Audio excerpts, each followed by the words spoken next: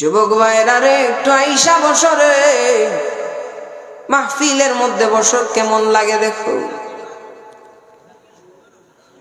এ আমার মুরব্বী বাবার জওয়ান ভাই, আল্লাহ রাব্বুল আলামিন কুরআনের মধ্যে বললেন, ইন্নাল্লাযীনা ইউবাইউনাকুম ইন্নামা ইউবাইউনাল্লাহ। পড়ি আল্লাহু আকবার। রব্বে কায়নাত নবীজির শানকে তো আলা মর্যাদার মধ্যে নিলেন যে রব্বুল আলামিন বললেন, তোমরা যদি আমার হাতের উপরে, আমার নবীর হাতের উপরে হাত রেখে বায়াত গ্রহণ করো, তোমরা যদি আমার নবীর রাহমাতুল লিল আলামিনের হাতের উপরে হাত রেখে বায়াত গ্রহণ করো গো, তাইলে তোমরা যেন আমি আল্লাহ রাব্বুল আলামিনের হাতের উপরে হাত রেখে বায়াত গ্রহণ করলে বলি সুবহানাল্লাহ। এই নবীকে আল্লাহ কেমন ইজ্জত দিলেন, এই নবীকে আল্লাহ রাব্বুল আলামিন কেমন মর্যাদা দিলেন, যেই নবী যে হাত তুলেছেন রব্বে কায়নাত আকাশের চন্দ্রকে দ্বিখণ্ডিত করে দিয়েছেন, বলি সুবহানাল্লাহ। কাফির বেঈমানেরা আল্লাহর নবী রাহমাতুল লিল আলামিনকে নিয়ে সমালোচনা করা শুরু করে দিল যে মুহাম্মদুর রাসূলুল্লাহ নামে এক পাগল ব্যক্তি মক্কার জমিনে বের হয়েছে, যে মুহাম্মদুর রাসূলুল্লাহ সাল্লাল্লাহু আলাইহি ওয়াসাল্লাম সে নাকি নবুয়তি পেয়েছে, সে নাকি আল্লাহর প্রেরিত রাসূল। দূর থেকে কিছু মানুষ আমার নবীর দরবারে আসলো, আমার নবী রাহমাতুল লিল আলামিনের কাছে দূর থেকে কিছু মানুষ আসলো, আসিয়া বলল, আবু জাহেলের সাথে প্রতিমধ্যে দেখা হয়ে গেল। আবু জাহেলের সঙ্গে দেখা হলো। আবু জাহেল বলে, কোথায় যাবে? বলে, মুহাম্মদুর রাসূলুল্লাহর কাছে যাব, মুহাম্মদুর রাসূলুল্লাহ সাল্লাল্লাহু আলাইহি ওয়াসাল্লামের কাছে যাব, কারণ তিনি শুনেছি আল্লাহর প্রেরিত রাসূল, ঈমান আনার জন্য সেই কামলিওয়ালার ধারে যাব। আবু জাহেল বলে, এদেরকে যদি মুহাম্মদের কাছে যেতে দেই তাইলে আমাদের বড় সমস্যা হয়ে যাবে। আবু জাহেল মনে মনে ভাবতেছে, এদের সামনে যদি মুহাম্মদকে বেইজ্জতি করে দিতে পারি তাইলে মুহাম্মদুর রাসূলুল্লাহ সবচাইতে বড় ক্ষতি হয়ে যাবে। পড়ি নাউযু বিল্লাহ। আল্লাহর নবী রাহমাতুল লিল আলামিন ওই কাফেরগুলা আবু জাহেলকে নিয়ে নবীর কাছে যায়। নবীজিকে বলে, আবু জাহেল নবীজিকে বলে, মুহাম্মদ, ও মুহাম্মদ,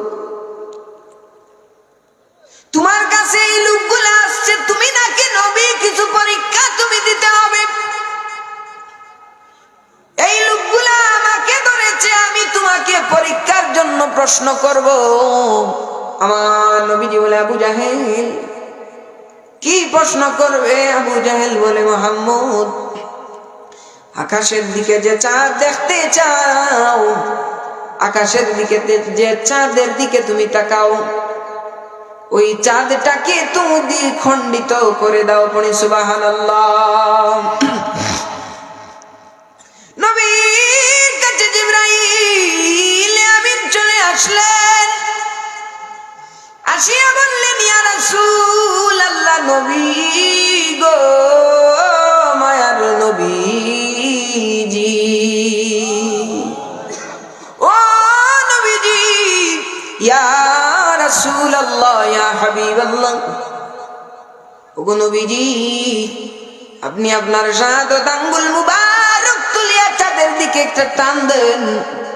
টান দিতে দেরি হবে গো নবী, আকাশের চন্দ্র দুই ভাগ হতে দেরি হবে না। পড়ি সুবহানাল্লাহ।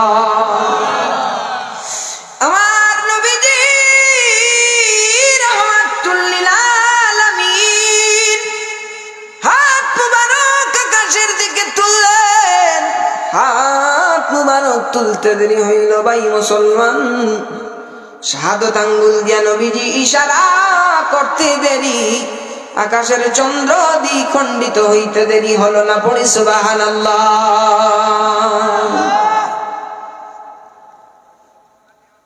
আমার বাবারে, ওই নবীর সম্মান আল্লাহ এমন দিলেন, আল্লাহর নবী রাহমাতুল লিল আলামিন যখন ছোট্ট ছিলেন, নবীজি যখন মা হালিমাতুস সাদিয়ার কোলে লালন পালন হতে লাগলেন,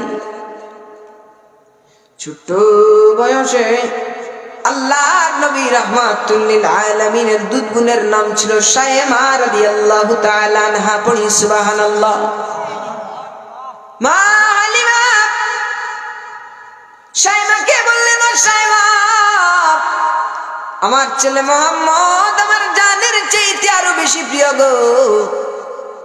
যে মুহাম্মদের দিকে আমি তাকাই আর চাঁদের দিকে আমি তাকাই, আমি চাঁদের দিকে তাকিয়ে কালো দাগ দেখতে পাই, কিন্তু মুহাম্মাদুর রাসূলুল্লাহ সাল্লাল্লাহু আলাইহি ওয়াসাল্লামের সুন্দর অপরূপ সেই চেহারার দিকে আমি তাকিয়েই রয়ে যাই। পড়ি সুবহানাল্লাহ। এই মুহাম্মাদুর রাসূলুল্লাহকে তুমি হৃদয়ের মধ্যে নিয়ে যাও না। মা হালিমাতুস সাদিয়া এত মহব্বত করতেন আমার নবীজিকে, কিন্তু হঠাৎ করে একদিন শায়মা কুলে করি রাহমাতে আলম নূরে মুজাসসাম শফিউল মুজনবিন ইমামুল মুরসালিনকে কুলে করিয়া আল্লাহর নবীজিকে রুদ্রের মধ্যে বকরি চড়াইবার জন্য মাঠে নিয়ে গেলেন। পড়ি সুবহানাল্লাহ। মালিমাতুস সাদিয়া রাদিয়াল্লাহু তাআলা আনহা মাঠের মধ্যে গিয়া শায়মাকে আঘাত করলেন। শায়মাকে বললেন, শায়মা গো, শায়মা, আল্লাহু আকবার। ও শায়মা, না করলাম মুহাম্মদকে নিয়ে রুদ্রের মধ্যে যাইও না। কেন গো শায়মা, রুদ্রের মধ্যে তুমি গেলে? শায়মা বলে, গো মা, ওয়াল্লাহি আল্লাহর কসম করে বলি, ওয়াল্লাহি আল্লাহর কসম করি গো মা, ও মা, বাড়ি থেকে ময়দান পর্যন্ত হাঁটিয়া হাঁটিয়া যত দূর পর্যন্ত আসিলাম, তত সময় পর্যন্ত আকাশের মেঘমাল আমার ভাই মুহাম্মাদুর রাসূলুল্লাহর মাথার উপরে আমি ছায়া দিতে পাইলাম। সুবহানাল্লাহ। আরে চিৎকার দিয়ে বলি আল্লাহু আকবার। ওরে রাস্তা দিয়া নূরের নবী হতেন চলমান, খুদার হুকুম পেয়ে মেঘে, খুদার হুকুম পেয়ে মেঘে ছায়া করত দান। বলো নবীজি মহান, শোনো তাহার শান, বলো না নবীজি মহান, শোনো তাহার। সুবহানাল্লাহ। বাবা খারাপ লাগতেছে? খারাপ লাগেনি সাবখন? হয়তো বুঝার বলে কিছু একটা বেরাছে, আপনার আমার দিকে খেয়াল করে একটা ভুল বেয়াদবি হইলে আল্লাহর রাস্তায় মাফ করে দেবেন। ছোট মানুষ, হয়তো আমার বুঝাইতে গিয়ে ভুল হইছে, আপনারা বুঝতে ভুল হইছে। ওলা নেন সাব। আমার বাবারে, ওই নবীজি যখন রাস্তা দিয়ে হাঁটিয়া যাইতেন, আকাশের মধ্যে মেঘমালা এসে ছায়া দিত। তাই কবিজি বলেন, রাস্তা দিয়া নূরের নবী হতেন চলমান, খুদার হুকুম পেয়ে মেঘে ছায়া করত দান।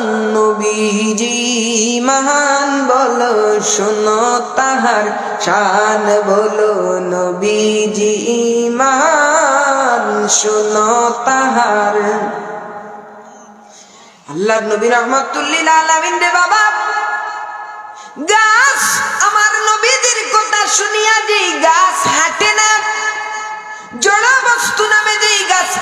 চিনি কথা বলতে পারে না। এক কাফির আসিয়া বলে, ও মুহাম্মাদুর রাসূলুল্লাহ, দূরবর্তী জায়গায় যেই গাছ দেখা যায়, ওই গাছটাকে আমরা যেই জায়গায় দাঁড়িয়ে আছি ওই জায়গার মধ্যে এনে দাও। বলি সুবহানাল্লাহ।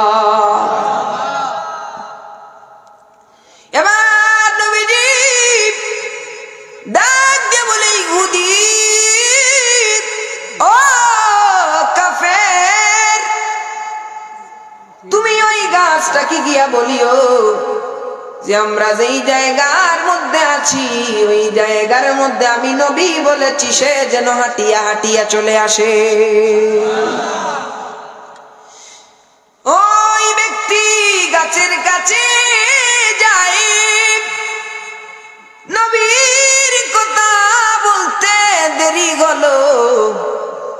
যেই গাছ কথা বলতে পারে না, আমার রাহমাতুল লিল আলামিনের সম্মানে সেই গাছটা তার ডালপালা নিয়া ঝুঁকে গেল। বলি সুবহানাল্লাহ। এবার নবীজির কথা বলতে দেরি হইল, গাছটা তার শিকড় বাকড়ে নিয়ে হাঁটিয়া হাঁটিয়া আমার নবী যেই জায়গায় আছেন সেই জায়গার মধ্যে আসতে দেরি হলো না। পড়ি সুবহানাল্লাহ। এবার ইহুদি কান্দে আর বলে, ইয়া রাসূলুল্লাহ, ইয়া হাবিবাল্লাহ, নবী কত বেয়াদবি করেছি গো নবীজি আপনার শানে, ইয়া রাসূলুল্লাহ কত কটূক্তি করেছি গো নবীজি। ইয়া রাসূলুল্লাহ আপনার মুজিজাত যত দেখতেছি তত ভালো লাগতেছে গো নবীজি।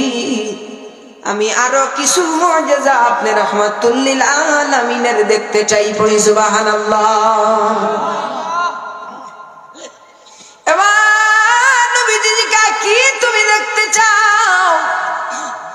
কাফের ব্যক্তি বলে, ইয়া রাসূলুল্লাহ, নবী গো, ওই গাছটা যেই জায়গায় ছিল ওই গাছটাকে আবার আপনি সেই জায়গার মধ্যে পাঠিয়ে দিন। সুবহানাল্লাহ। নবীজি বলতে দেরি হলো, গাছটা তার আপন জায়গায় গিয়া সেট হইতে দেরি হইল না। পড়ি সুবহানাল্লাহ। এবার ইহুদি ডাক দিয়ে কয়, নবী গো,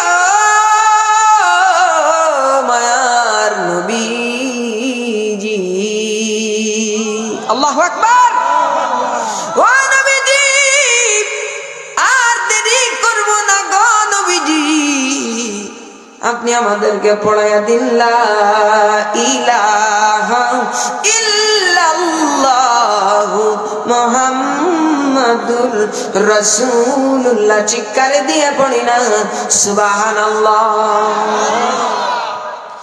দোয়া করিও সবাই আমারে,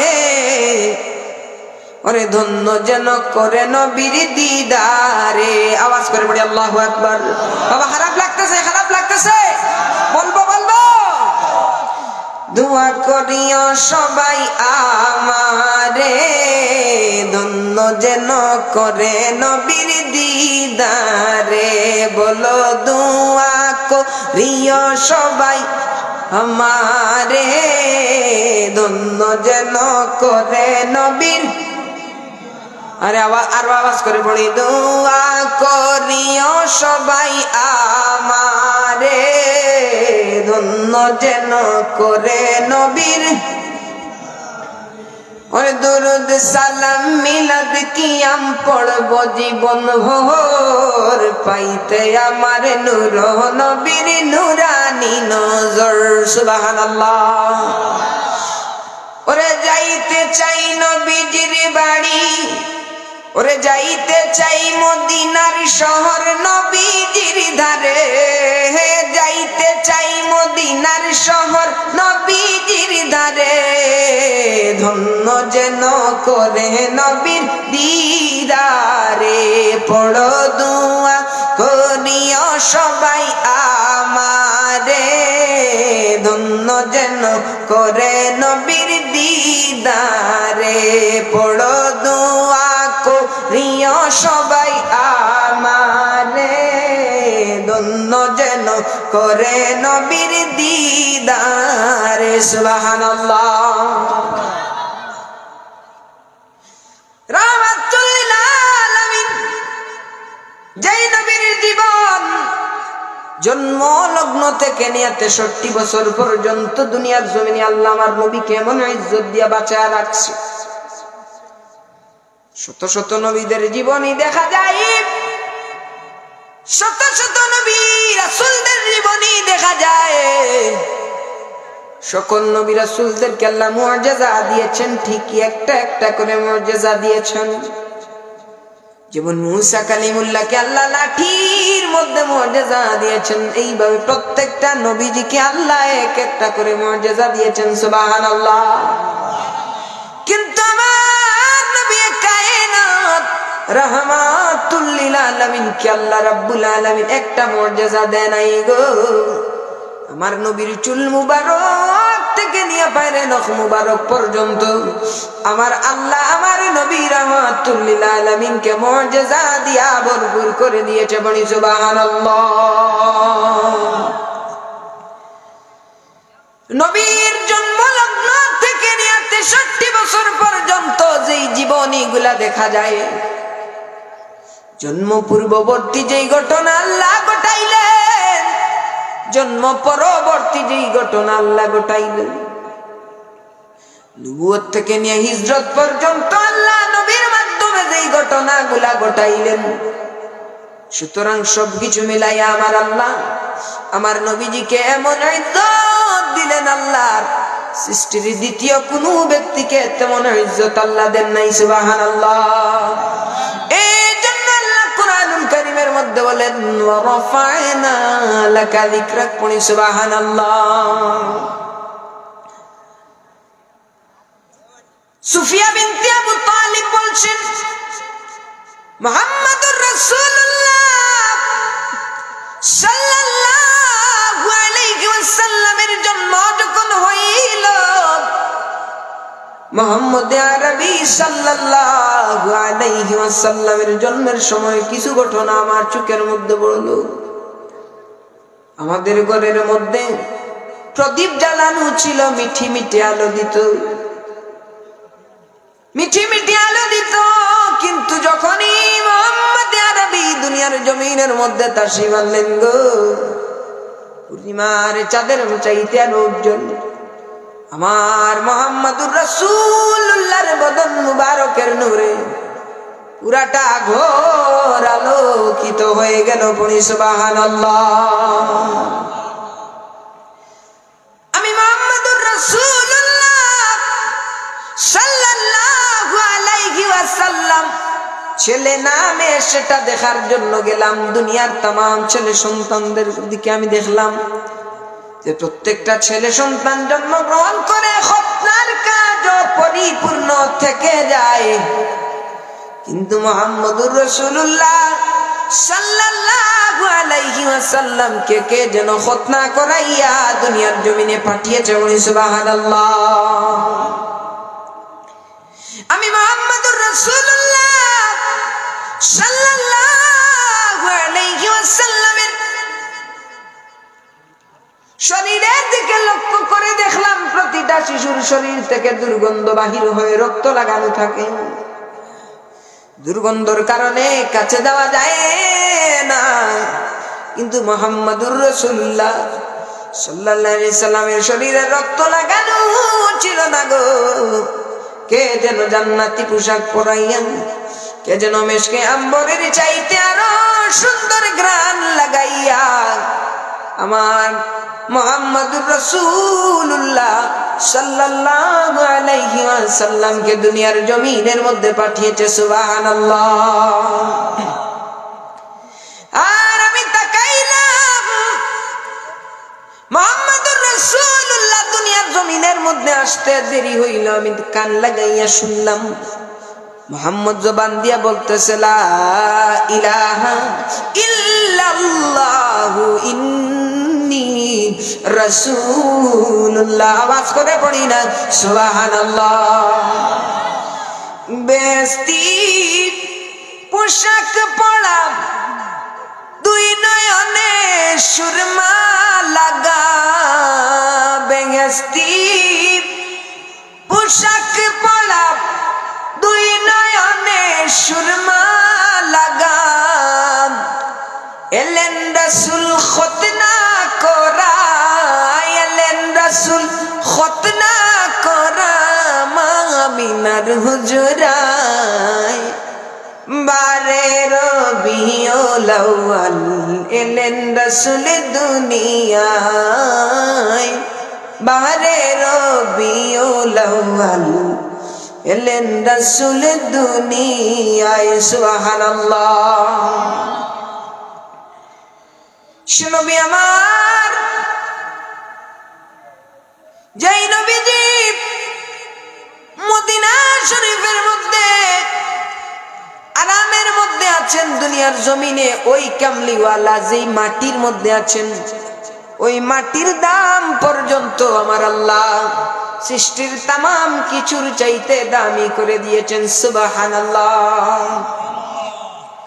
সোনার মদিনা আমার প্রাণের মদিনা, সবই ভুলিব কিন্তু তোমায় ভুলতে পারি না। বলো না সোনার মদিনা আমার প্রাণের, সবই ভুলিব কিন্তু তোমায় ভুলতে পারি। ইয়াসরিব নামে তুমি ছিলে অলক্ষণের দেশ, বড়ই মারাত্মক যে ছিল তোমার পরিবেশ। সুবহানাল্লাহ।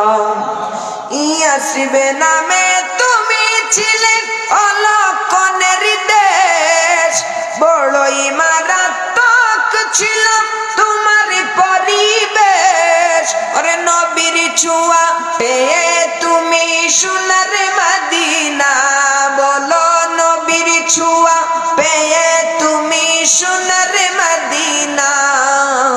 সবই ভুলিব কিন্তু তোমায় ভুলতে পারি। বলো না সবই ভুলিব কিন্তু তোমায় ভুলতে পারি। তোমার বুকে আমার নবীর কদম পড়েছে, খাকি শিফার অধিকারী আমায় তোমার বুকে আমার নবীর কদম পড়েছে। তোমার বুকে জিবরিল আমিন সদাই এসেছে।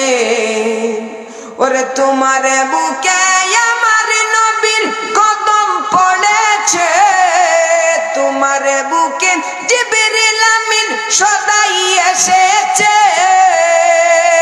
ওরে অধম বলে কেমন করে যাব মদিনা, বলো না অধম বলে কেমন করে যাব মদিনা।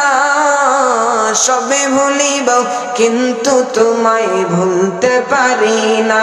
বলো না সবে ভুলিব কিন্তু তোমায়।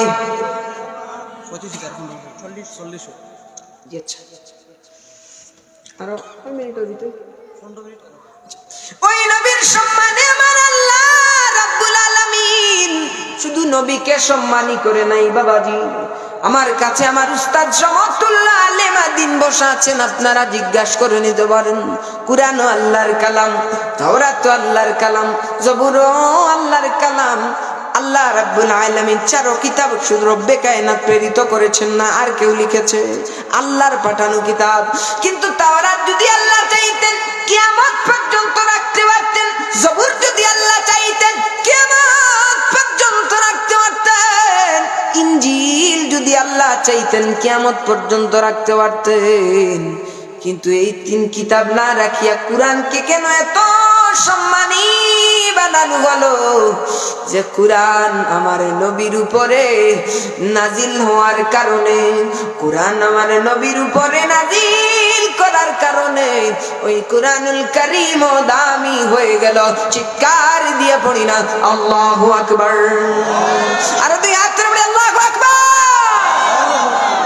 এ বাবা সাহাবায়ে কেরামরা দামি, সাহাবায়ে